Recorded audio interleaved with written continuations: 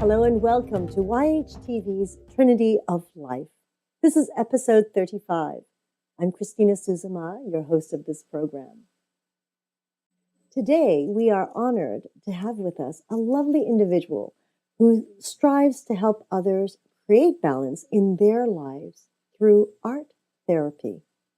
I would like to welcome Jonna Butler. Hello, Jonna. How are you today? Good. Hi, Christina. Thank you so much for having me. It's a delight to be here. Well, it's been wonderful getting to know you, especially before all this came about. And, just the nice little half hour that we've been having to chit chat back and forth. Usually what we've had in the past was we were able to actually live stream that so that people could actually hear our chit chat before the show actually began, which was really fun because it didn't make a difference whether it had begun or not. We could refer to things that we'd spoken about. But right now we're just going, because of technical reasons, we've had to cut that out for a little while, and hopefully we can bring that back. It was pre and post. So you, from the entertainment industry at one time in your life, completely understands that, I'm sure. Oh, yeah.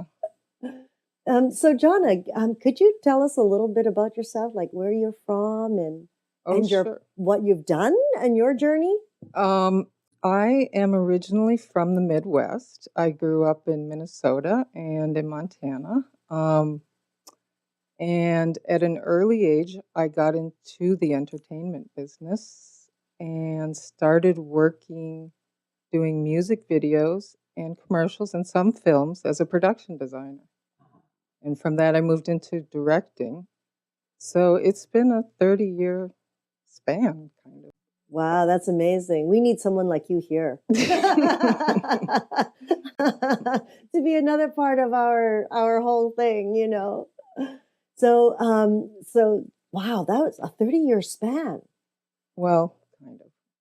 That's sort of aging me, but 20 to 30. Well, I'm right with you. I've been in the industry for 30 years as well. So it's been, yeah. So you see, you have competition here.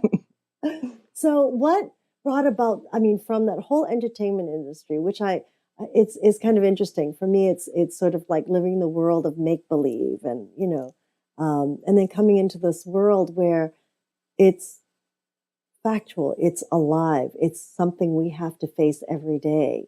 Coming from that world to being a psychotherapist, what brought about that change? That's quite a change.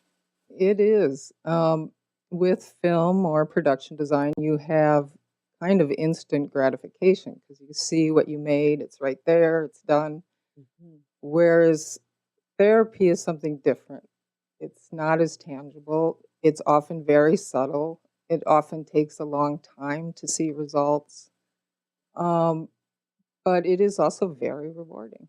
I love working with people. I love helping people. I've been blessed to be helped throughout my life by various people, starting with an art teacher, which probably started this whole journey. Wow. And in high school, this specific art teacher, I think, changed my life. So that's my entry into the creative professional world and then into the art therapy world. So can you share with us how this individual influenced you with such power, really? I came from a fairly unsettled childhood background, which many of us did and do, unfortunately. And I found in painting and in that painting class, I could relax, I could balance, I could find a sense of mastery that I didn't find in the academics so much. I did quite well because it fit my way of learning and expressing myself. And he was very encouraging. And he could see the potential in many young people and worked very well at nurturing that. So was this in the high school years? That was the high school years, yeah. And my parents were very business oriented. Do not take any art classes. It's a waste of your time. I actually had to do it under the table pretty much. And then when I won some contests, they were like, well, maybe this is more important to you than we think it should be. But Oh, and you know, isn't that interesting? Because I do believe there was that generation. Because I know I had some siblings that thought the same way when, you know, my nieces and nephews wanted to go into art and actually take courses in art. It was like, oh no, why do you want to be an artist? I mean, you can't sell anything until you die. Right. So I think there was a generation where that was the concept. oh, absolutely. I mean, I was working with elderly people for a while, and they often had not even picked up a crayon or a pencil since they Mm, were 4-year-olds because it was thought of as a hobby, as something, you have to be talented in. It was not a part of life mhm. so much as it is, hopefully now. Well, when you think about it too, though, these days, what is the first thing they cut out of education? Art and music. Can you believe that? And it's like here we are as parents struggling to bring that back into the system, you know? It's like it's the therapy of art and music and how the brain waves work, right? And motor skills. Absolutely. And how your neural transways are developing and your memory is imprinted very differently, whether you hear it through music or you see it visually Mm. or you can aesthetically make it, your hand up to your brain. And when you're working with very young children, they use their whole arm and it becomes a whole movement with their whole body. And as we get older, of course, we become more restricted. Only if we choose to be more restricted, I think. Absolutely. All right, the etiquette of keeping your own little space, right? Hiding it from others so no one judges you. Isn't that amazing what happens as we get older? Oh my God. You can completely scope the developmental ages as people become more, I guess, shy about their work and showing their work. Yeah, yeah. Oh, amazing. Well, that's I can see why to a certain point why you would enter into this other realm of, you know, therapy. So what is it that compelled you to actually change from the entertainment industry into, I'm assuming, going back for your studies? Several things. As we discussed earlier, the whole uh, change of analog to digital, which very much changed production design world. And I wanted to do something to help people. I think in the second half of your life, you very much, that's important and an important part of aging and giving back to younger people and giving back the way people who believed in you Mm-hmm. inspired you and gave back. Um, like I said, art has always been a means for me of expressing myself, of gaining self confidence, of stabilizing when I felt out of balance. And just looking at art is very enriching. Mm-hmm. Mm-hmm. Well, to be a production designer, you must have quite an eye and, you know, a love and a passion for art because that is really creating it on a whole nother scale. Yeah, you're very fortunate to work with um, every material made to man, basically, Mm-hmm. and um, construct things that you would never think of. One job I did was designing a road that actually had to have a car drive up it 30 feet into the sky. Wow. So you're there's all kinds of things that go into play then. Yes. That's wow. And did they film that? Was it a commercial It or was, and they ended up not shooting it actually. But you still have to figure out everything and budget it, oh my gosh. how it's going to be engineered. Oh, but how fun. Talk about creativity at its nth degree, right? Absolutely. And the blessing of working with craftspeople and Mhm. all of these kind of arts that you see less and less, Mhm. like a sign maker, welder, so many things. I've worked with plaster makers. Oh, amazing, amazing. So, so tell us. So you go back to school. You have you're studying for that's quite a few years, isn't it? It's almost like four years. Yeah, for the art therapy, um, you become a registered art therapist, and to get that accreditation, it's a master's level skill, Mm. and you take courses very similar to psychology. And at the same time, you also take courses in art and art materials and how they interact with people and what different things mean as far as choices of materials or if a person draws something a certain way.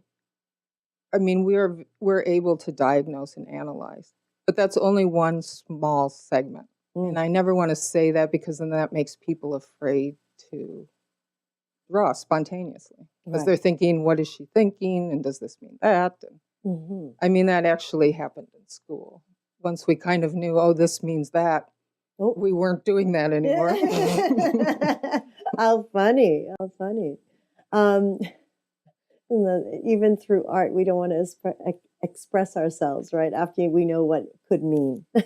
Yeah, I mean, that's also something you learn right away is people come with defense mechanisms, and Hmm. we have those defense mechanisms for a reason. They've protected us up to now and kept us together. So you don't want to sit down with someone and in the first session tear away all their defense mechanisms, which is something you learn that everybody makes that mistake for many years. So, what is the difference between art therapy and the traditional conventional methods of therapy? Art therapy is essentially another form of communication where an issue, feeling, or thought may be expressed more easily through creating art rather than through talking or conversation. Um, it's another tool, and it's also very good for bringing unconscious material conscious. And because you're making art, you have a product. So you can always refer to that piece of art and say, well, do you see this? I see there's some strong feelings here. It's right there, it's on the table, it's not abstract. Hmm. Hmm. And so that's easier for a lot of people to have a tangible piece of evidence about how you felt at that instant. And it works very well also in groups because as a group, you can say, well, this piece reminds me of this, or maybe you were thinking about this. And you realize that the commonalities through the productions that everyone makes. Hmm. Hmm. Now, how long has art therapy been around, so to say, or how long have they recognized it? Um, I would say it's been since the 60s that the colleges have had the accreditation. Mm. I went to Drexel University, which is in Philadelphia, and that was one of the first schools to get that accreditation. But some of the pioneers have, I mean, Jung basically began the Mm. idea with his mandalas and studying of the mandalas and drawing and connecting archetypes and symbols. Hmm. Hmm.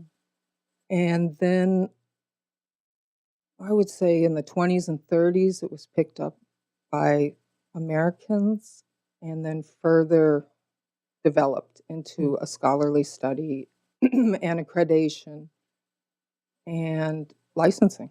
Mm. Interesting. So, do you combine both um, the conventional and the art therapy together when you're doing a session? Yeah, I let patients choose Mm. because often, especially if you're over 20, art can be a little daunting. So I will say, well, we can use this option or this option, and if you want to explore during that, we'll do that. Um, I think it's a wonderful, wonderful tool, Mhm. but I think the education of the public in general, we need more of it. So I'm so glad for this forum. Yes, I mean it was interesting when you said you did art therapy. It brought back old memories for me because when I was a teenager, a very young teenager, I had what people considered at that time conflict, or I was a difficult child, or however. But we were, my family is pretty conservative, so to say, and I just didn't fall within those boundaries. I just loved to push my boundaries, and I wasn't into drugs and things like that. But it was just they just didn't know how to handle me because I also had an answer for everything. So they threw me into a therapy, and at that time it was still, oh, mum's the word. Nobody wants to know. It's like that's not a great thing in general public to think of your child or someone in your family going for therapy, or what's wrong with them, because that was the stigma at that time. And I could remember walking in. I was quite a mature, I guess I was 13. I was quite a mature 13-year-old. And the first thing the therapist asked me to do, he gave me a sheet of paper and a box of crayons. Oh. And I looked at him and he said, draw something. I said, what would you like me to draw? And he said, anything. And of course, I was never used to that. When you're in school, you're always asked to draw something. I went, oh boy, okay, what am I going to draw? And I was not really into art. And I do believe because it was a self-worth issue, because my brothers and all were great with art. And, being the youngest, you can't quite do what someone 5 years older than you can do, motor skill wise. So I drew a family. And I could see in his eyes, he looked at it and looked at me and went, talk to me about this. And I said, the family. And he said, and here he is, well, your family just sent you here. There's issues in the family. And yet, it's not like I have issues with my family, So he looked at it and I could see how perplexed he was. And honestly, in the end, we I had several sessions with him, and that was the only time I did art. But long story short, that was like my first experience with a therapist.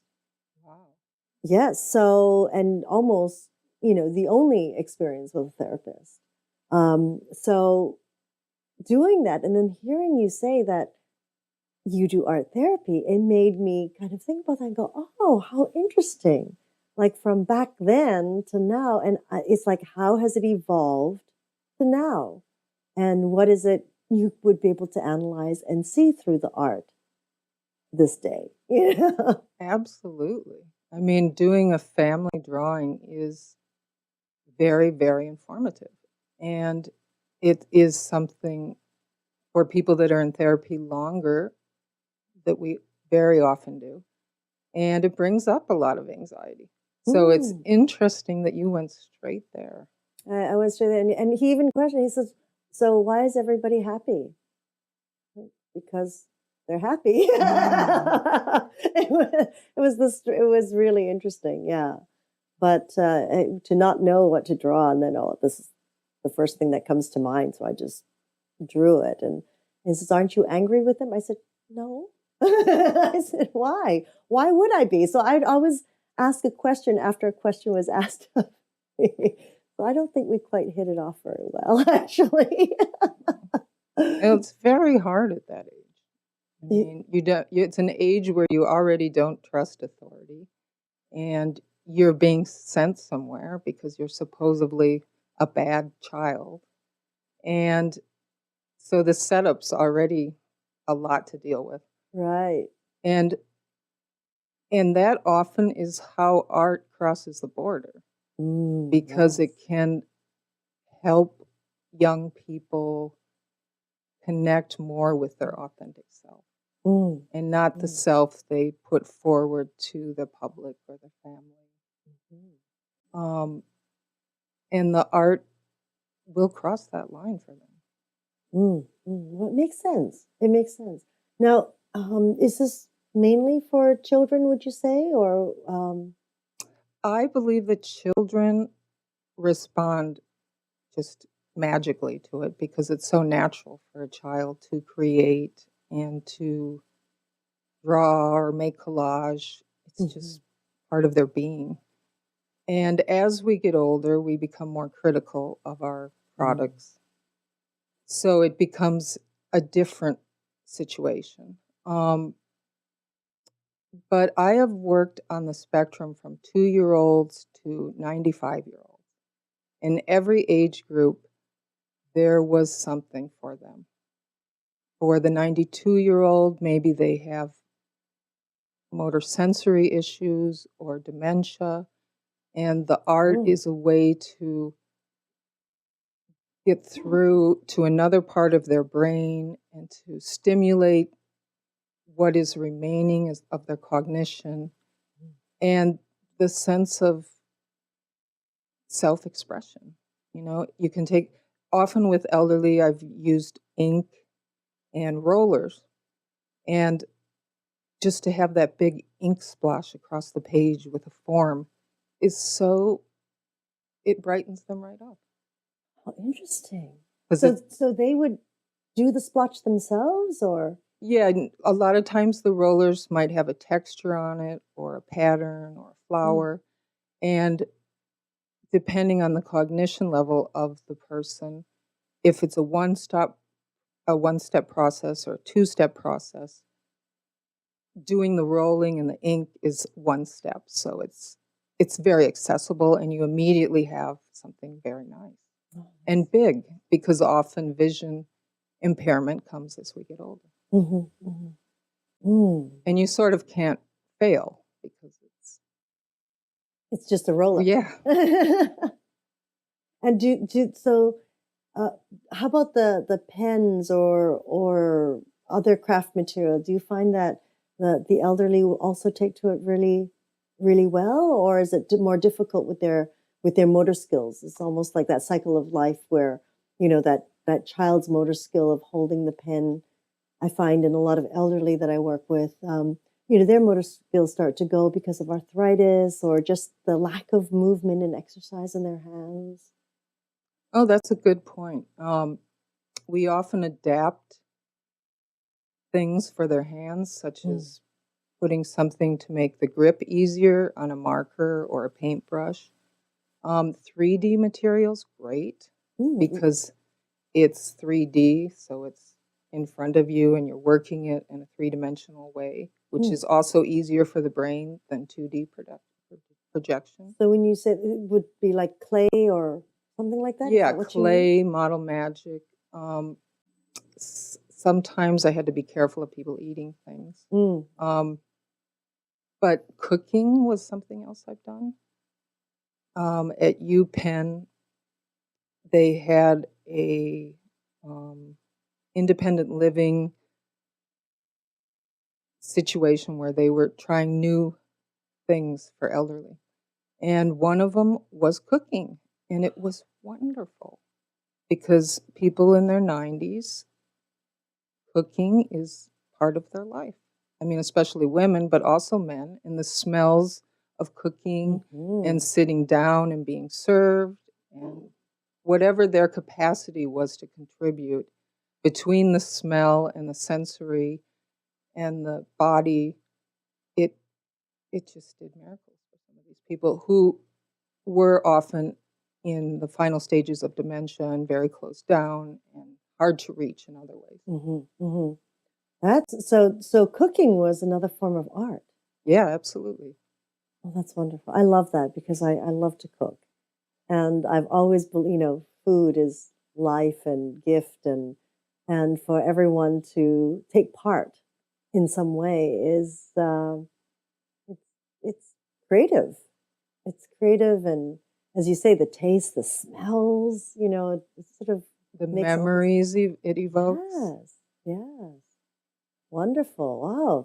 And but that would be in a very specific situation that you could apply that sort of Right. therapy.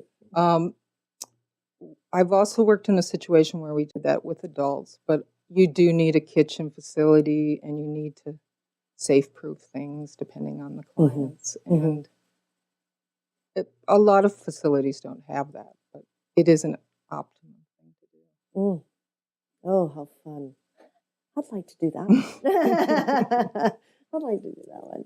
Um, so I mean, so really, this art therapy is good for people of all ages. Usually, your focus is more with the younger generation. Yeah, I've been moving towards that a lot because partly because a lot of our creative programs have been cut out of schools, such as music and art. Hmm. And I feel there's a very big need to incorporate that Hmm. with learning. And also a lot of behavioral issues, social issues, academic issues. Art therapy is another way to work through those things. Hmm. Hmm. And it's kind of a backdoor creative way versus talk, Hmm. and may in some cases be more effective. Right.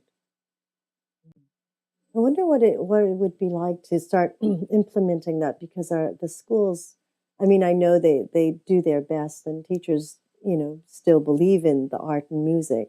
It's just that they don't have the time or the means or the materials, really. They have no budget for the materials to, what it would be like for them to have like after school programs for art because it is really a creative outlet for kids. Oh, absolutely.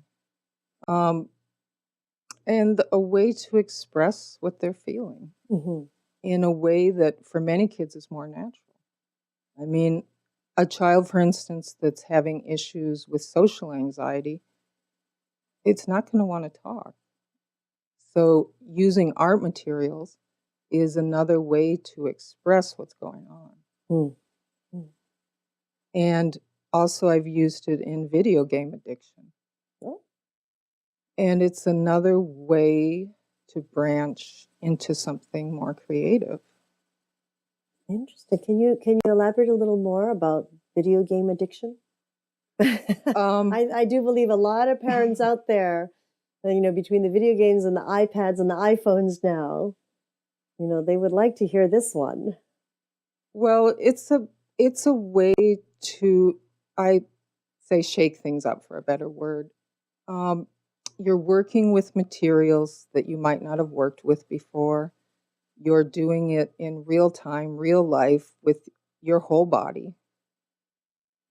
You're interacting with the others in the group. I tried to do video addiction with groups. Um, and yeah, the socialization and the art also contains the strong feelings that come up because a lot of depression and anxiety comes up when you do a lot of video games. And I guess it would be the type of games that they're playing, right? With all the angst, with the competition. Is that what creates all that, as you say, the stress on the body? Yeah, and the game isn't containing it, it's making more. And you're so focused on this one thing that you're only using one part of your brain and one part of your capacities, and you're cutting off everything else, basically. And so, helping young people to be more grounded in their world around them and in the space they're sitting in and to each other, I believe that the art therapy really helps facilitate that. Do you feel that, like, us as parents, as preventative situations, would it, I mean, how would we do that at home? I mean, would we to encourage our children to do some form of art together as a family, to sort of work with each other and create things, whether it be through cooking or through drawing, or Lego. Absolutely. Family projects are great. You could build a little house together. You could um, make a big collage together. You could make cards for somebody. You could cook, as you said, any kind of project, basically. Um, and if your child is spending a lot of time on those mediums, they need a way to express. So, journaling, maybe if they have a sketchbook and each day they put some visual things, maybe a picture they cut out of a magazine or they draw something, just something that gets their attention and something that's their own and something that you can talk about. Well, that's interesting. And of course, but what happens when the child is before they're able to write? Um, as I said, when I worked with 2-year-olds, they just naturally you put materials on the table and it's just a scramble. It's like candy for them. And in the mouth, right? That too. But you can be sure all the paint colors are going to be brown because they love to just go like this with red, green, and yellow till it's brown. But they once they begin in the art making, they are very it opens them. They become much more relaxed and comfortable with themselves and expressing themselves. It's similar to play therapy. Mhm. You know, you're playing out these different scenarios, whether it be on paper, whether it be clay. Sometimes we do life drawings, like put a child against the wall and draw around them, and they may talk about different areas of their body if they're having pain issues or Mm. some other type of disability. It makes it more real for the child, I think. Mm. And it makes them able to engage in a play type of situation. So, do share with me children that young um, needing therapy or needing your assistance. What in what situations have sort of brought them to you? The children I saw had been through a lot of trauma. Mm. With their A lot of them were foster kids or their own parents were incarcerated. They had Some had already tried to commit suicide and they were 3 years old. 3 years old? I mean, they don't understand the concept, but to do self-harm, like jump out a window or, run into Wow. traffic or chew on glass or things. So you're reparenting them basically in that situation. We really have to take a breath because we're so fortunate every day. You look around and yeah, as the human being is, we're never quite content with what we have, is it? We're always wanting more of something, and then it humbles us to know that here is a child at 2 or 3 years old attempting their form of suicide and wanting to leave, and you sort of in that short a time how desperate that poor little spirit was and what they had gone through. Absolutely. And sometimes it starts prenatally. If Mm. the mother was physically abused by the father, the fetus is going to register that. Hmm. Hmm. The fear and The the trauma, the traumas. fear, cortisol. Um, and then if the mother was addicted to some type of substance, the baby is detoxing basically when it's born. So Hmm. that's its first trauma Oh yes. Oh my gosh. as being post birth. Hmm. But as I said, the people that help these children, I was blessed to be around them, and they're very, very great people. Hmm. And you can make quite a difference when the younger you start, of course. Oh yes. Yes. Oh my goodness. That's quite. Oof, that's. Some wonderful work you've done there, Jonna. Oh, thank You you. know, I always say that it's individuals such as yourself that are helping that new generation come up and, you know, helping them through what is it's tough being a kid. You know, people think, oh, they're just kids. It's not easy being a kid. I mean, they develop so fast within the first 5 years, and there's so much, you're sponges and they take in so much. And it's wonderful if they were nurtured and loved, but for those who weren't as fortunate, you know, to have individuals such as yourself around to help them through and guide them, I think it's and to nurture them, really help them find that voice through art. It's amazing, amazing. Well, really, thank you so much for gifting your expertise to these kids.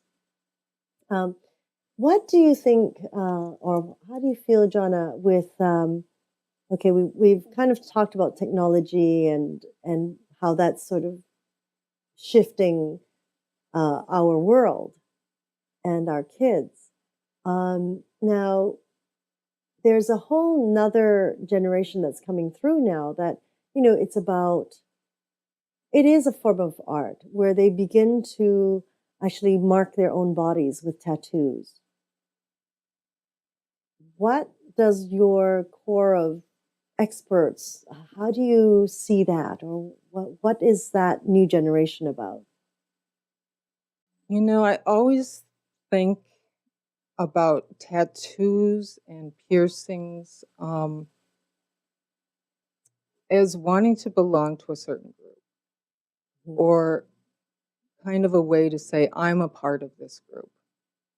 And unfortunately, often they're kind of permanent, but I think that often is the impulse Mhm. of doing those things. And I've done them through my life, and I understand why I did them at the time. And I think that was for sure one of the impetuses for doing it. And it's a way also to be creative. You know, you're saying, my body is my canvas. But I more see it as a group identity. And so through the group identity is like a self-expression on top of that. Would you say Absolutely. that? Yeah. Because, I mean, you choose the tattoo, you choose the color, you choose where to put it on your body and why you choose to put it somewhere on your body. Um, there's usually a certain amount of pain that goes with it. So that's another That's aspect. a Often, uh, if we're not feeling, like we numb ourselves down because we had painful events happen, mm, that may be a way to feel. mhm, mhm. So do you ever have the opportunity to analyze something like that? Um, yeah, actually. My sister did a lot of documentary photography on tattoo artists. That Uh-huh. was her subject for a little while. Mm, She's a photographer, and we would often look at the images together, and I would just say, well, this kind of reminds me of this, or this kind of. And she'd talk about the person's personality, and it often was similar. mm. Wow. Because you usually choose what an image, a color, a work of art, piece of pottery, Mhm, because something in you is resounding to that. mhm, mhm, And as art therapist, you try to find out what that is. Is it the color? Is it the texture? Is it the does it remind you of a place? Does it remind you of a person? You have this whole vocabulary when you work with art mhm. that enables you to discuss so many things. So all these forms of art and all this way of analyzing it and looking at it through therapy, it's I find it really amazing. And my love, of course, is children, children and how we can always support them in their journeys as well. Because, they are our future. They're our future of our planet, and they're really an essence of who we are and what we choose to teach them. So the more they are creative and out there, then I feel that hopefully the better this world will become. So, have you ever experienced like going into a school environment and working with kids on that level? Yes, I have. That's a very good way, and that is a way that traditionally art therapists have worked a lot Mm, through the schools, because the schools know a lot about who's maybe having some behavioral issues or who's having some academic issues, and they will often say, "Well, this child may benefit from this." Um, Currently, the schools are doing less of that, so mm, it's more that I will get a referral maybe from a school counselor.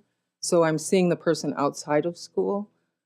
I shared with you earlier that I worked in Harlem doing drama therapy with kids at risk, right.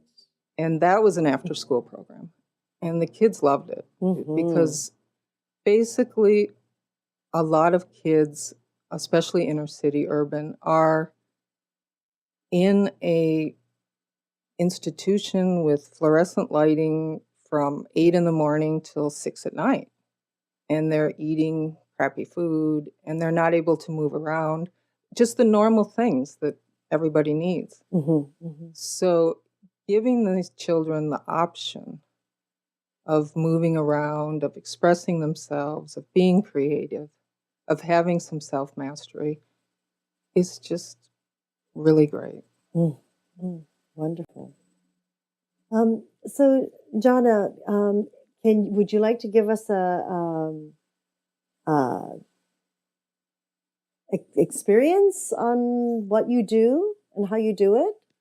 I would love to. If you're willing to be a guinea pig I am so on willing to be your camera. guinea pig on camera. Oh, I've stuck my tongue out to this camera for a herbalist. I've done all sorts of things. So I know that John has given me this very nice, lovely, large piece of paper. So I'm going to try my hand in whatever it is. It'll be invisible ink. How's that? So tell me how, so if any of you have a sheet of paper at home or, wherever you're at, doesn't matter what size. I do believe you were saying that you allow the person to choose the size of paper and choose what the uh, writing or drawing instruments are, right? Like you have kindly shared Absolutely. with me the few wonderful things here. Absolutely.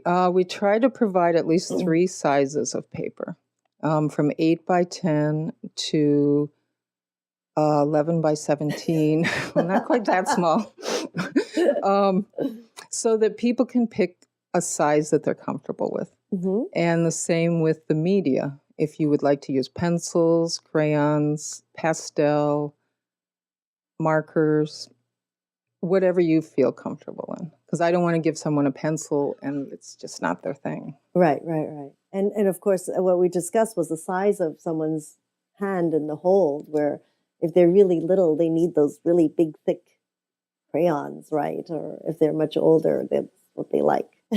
Oh, developmentally, you just immediately know the child age for what they go for. At a certain age, teenagers always go for pencils. At a certain age, a lot of teenagers, I should say, go for markers. Oh. It's just interesting what our development of crayons, of course, at a certain age, and And do they have a pastels. time frame where they have to do things like do you give them 5 minutes or 10 minutes or?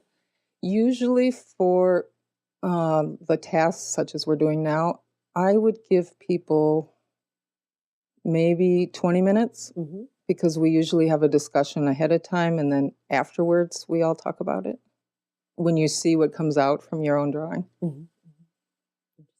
Well, I'm going to condense it really fast. Just to have How fun. much time do we have? We have about 12 more minutes. Oh, that So, should be okay. yeah. Are you a fast drawer? Well, I'll make it fast. There was a time where it was that perfection syndrome, and I would be like, like this, and everything would be this small, and I'd not show anybody because I'd be embarrassed with what I draw. Now I don't care. It doesn't matter to me. And that's one of the problems with art. I mean, that's something I'm always helping people get over, because we all had those critiques where we put our pictures in front of the class and they said this is good and this is bad, and that's just so damaging. It is damaging, isn't it? And yeah, it's amazing what someone's eye sees and what another person doesn't see, and the perspectives. And you kind of get to the point where I could remember someone was looking at even a Van Gogh painting, going, "That's art," and he's famous. Yes. So it's all about perspective, isn't it? Oh, absolutely. So what is my duty here? Okay, if you would be kind enough to draw a bridge. And she chose a big red marker. Look at big prosperity. It's red and it's big and it's thick, and I get to draw a bridge. Any kind of bridge. Any kind of bridge. And don't worry about your drawing ability, because it's not about realism or draftsmanship.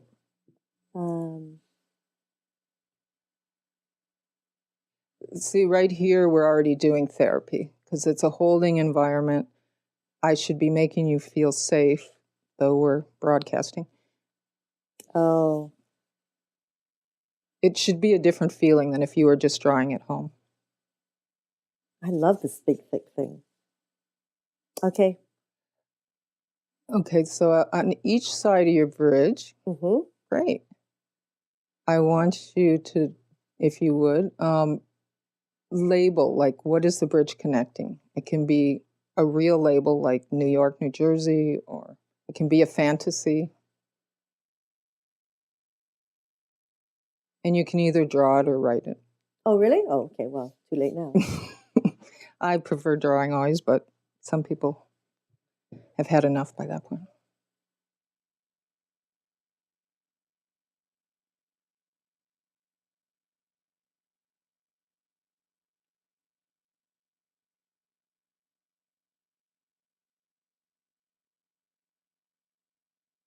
There you go.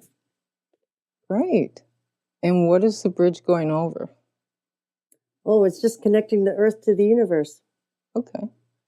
And where are you on the bridge? Oh, I'm still... You can do a dot and an arrow.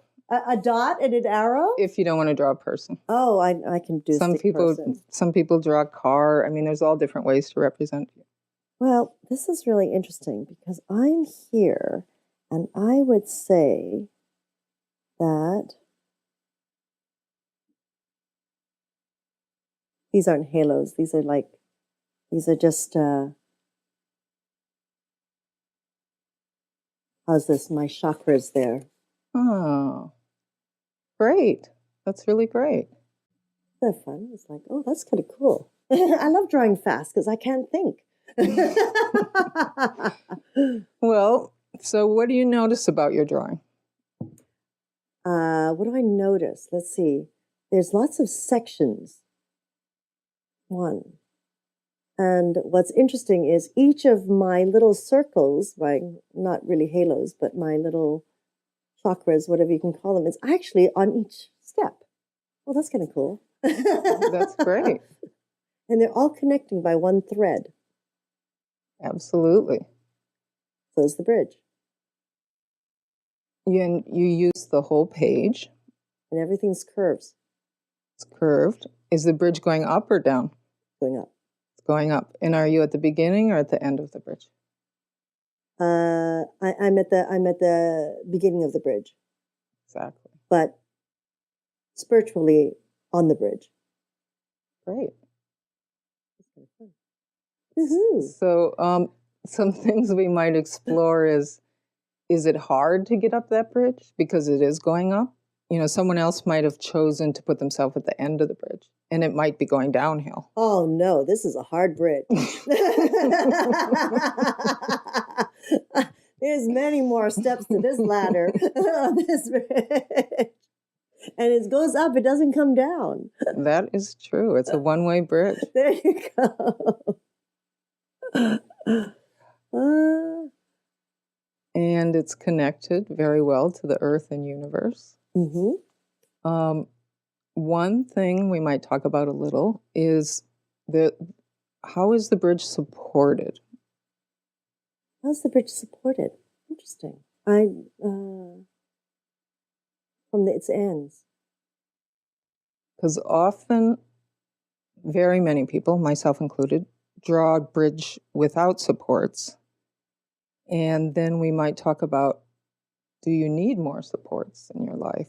Or where could the supports be? Interesting.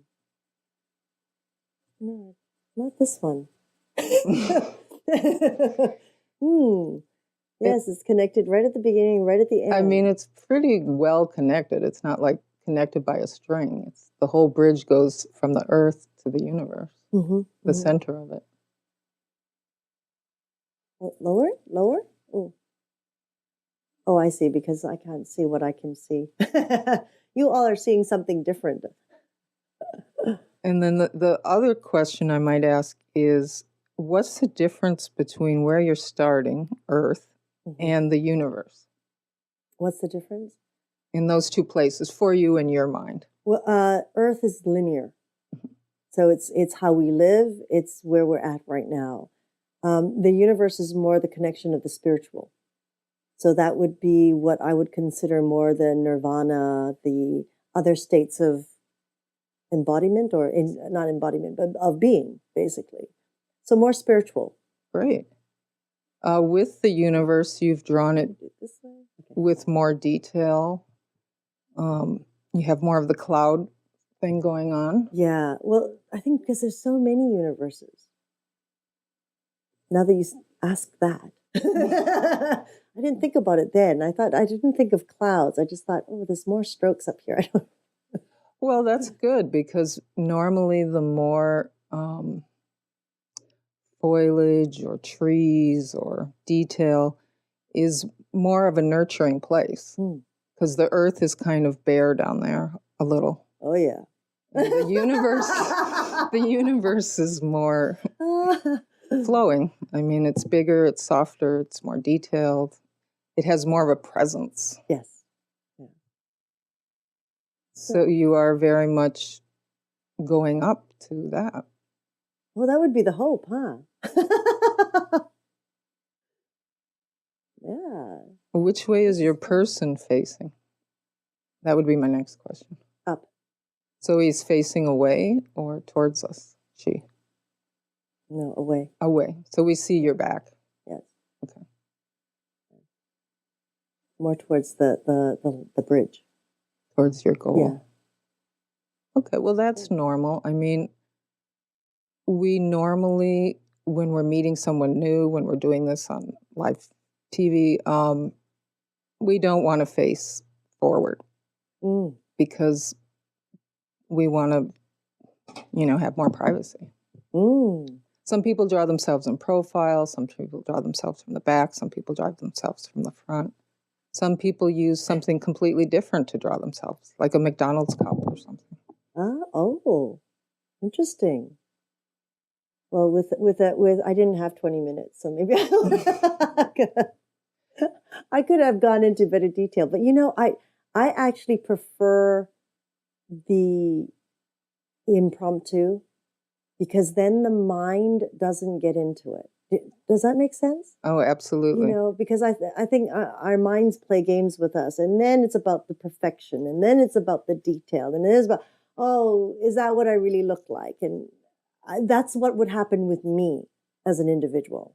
Whereas if I say, well, I've got a few seconds to do this, get it done, then whatever comes is going to come, right? And it's like, well, would I draw a bridge like that? Too bad. It just comes. So no, that's a great exercise. Often just doing spontaneous scribbling or fast drawing is a great way to loosen up. And it's funny because I'm watching with this big thick felt, which I should actually cover because I don't want it to dry up. Do I have to dry anymore? Should I be drying anymore? No, that's good. Okay. I just don't want this. I mean, this is gorgeous. I mean, I need a set of these. it's interesting because I look at the strokes, and what is fascinating to me is because right now at this time my son is learning. He's in a Mandarin immersion program, Oh, wow. and so he's learning Chinese characters. Oh, wonderful. And I keep watching, and of course they're doing it by pencil, so that they can get the accuracy of the direction. I mean, it's very complicated, and I didn't realize the depth of complication. And they say that when they reach, I think, in their fifth or sixth year, they'll start using a brush to actually begin to learn to write the characters with a brush and ink. That's amazing. And I'm like, that's what I want to do, that sort of calligraphy. And as I said, years ago, I would have picked a little pencil and covered up. And then now I find that even the strokes, when I was doing this, because I've been practicing a little bit of calligraphy with him, there's a certain freedom that is released simply because of working with what he's working with. Oh, that's wonderful. So I'm wondering, I'm wondering about, not only does language help to the creative, as they say, it's left and right brain, right? When we're studying academically, it's usually the left brain that's very strong because they've removed our art and our music. But in such a program where they're learning how to write characters and it's all these lines and different flows of lines, if that is in itself an art form that is going to actually help develop their right brain. Oh, absolutely. With that, hopefully that sense of freedom, because I can see it quite clearly in mine. That's amazing that you made that correlation, actually. There's a big difference between, writing like this and using your arm, which is more what you did here and probably what you do when you do the calligraphy. Because it's just by the nature of it, you have to move. You have to move in a different way. Yes, yes. I think right now, on a sheet of paper, it would be like fine printing or writing, so that's hence the pencil. But I do believe once they start moving into the actual brush and ink, it's such a thing of the past when you think of brush and ink, right? But it's, it's going to be fascinating to see how these kids develop. Oh, it's wonderful. I mean, they use that a lot with meditation.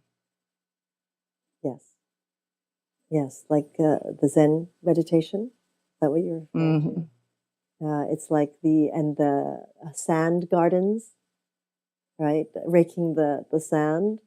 Amazing, isn't it? It's very, very good. Yes, yes. So, and what do you think about those forms? I think they're wonderful.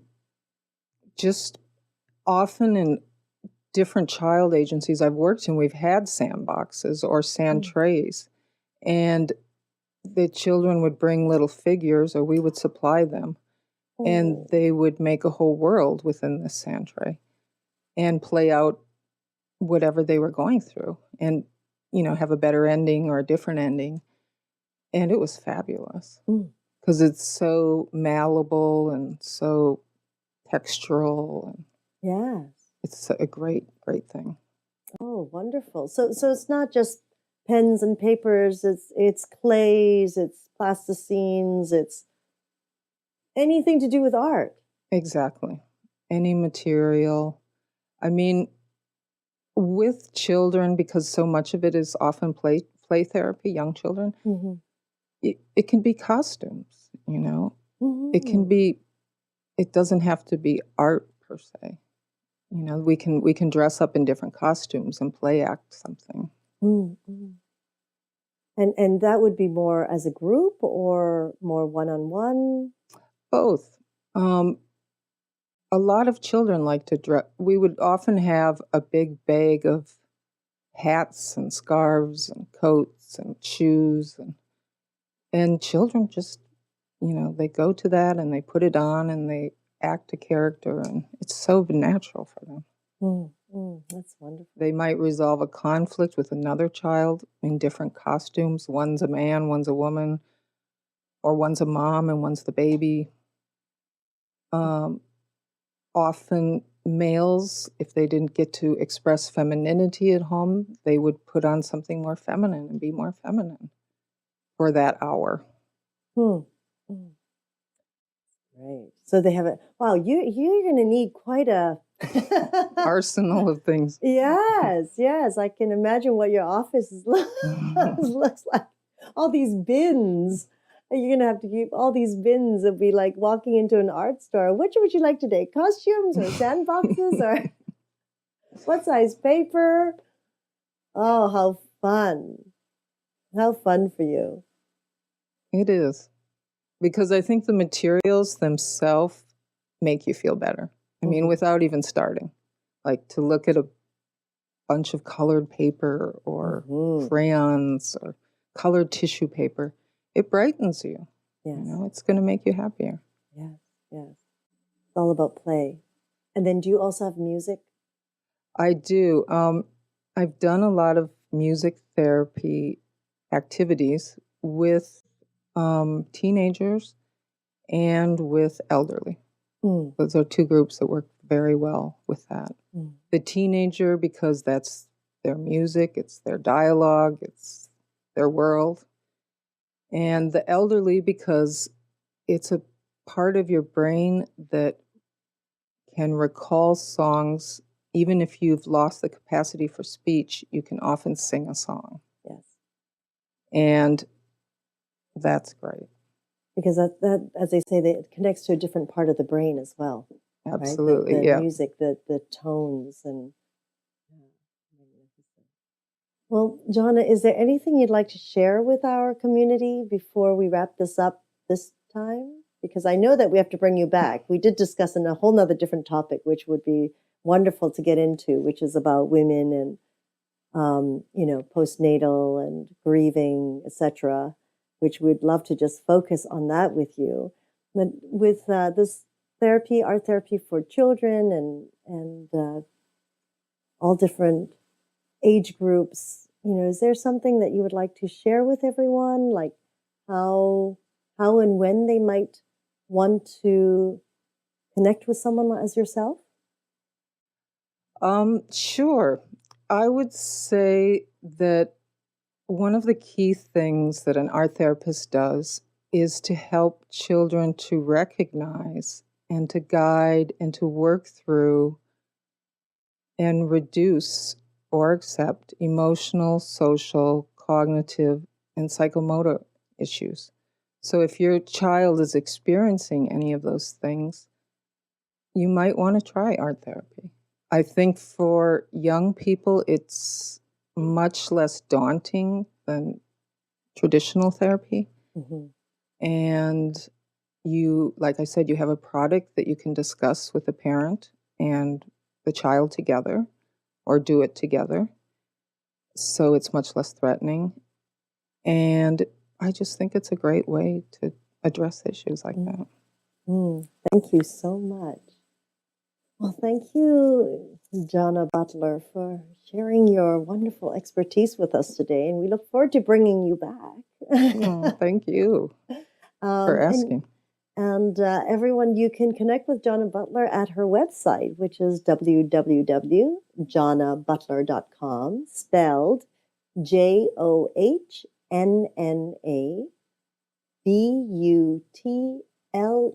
JOHNNABUTLER.com. And as most of you will very well know, it is also available on the site right below this interview. And I would like to thank each and every one of you for taking the time to join us and continuing to support us on this new platform of education and information. We're grateful for your continuous support. And we are excited to announce that you can now access the Magical Medical Tour through iTunes. And when you're in iTunes, just look for YHTV. And when you do, if you don't mind taking a moment, we'd really appreciate it by supporting us by rating the show that you might listen to or download. And it's very shortly, the Trinity of Life will also be accessible through iTunes, maybe in about a week or so. That will be up there as well. And as a reminder, you can join us live every Tuesday at 10:30 a.m. Pacific Standard Time, 1:30 Eastern Time for a magical medical tour with our wonderful co-host, Dr. Glenn Woolman. And of course, for Trinity of Life here on Wednesdays at 11 a.m. Pacific Standard Time, 2 p.m. Eastern Time, followed every other week with our new show, Flowing into Awareness with Anatara. Thank you so much again for joining us. And until next time, namaste.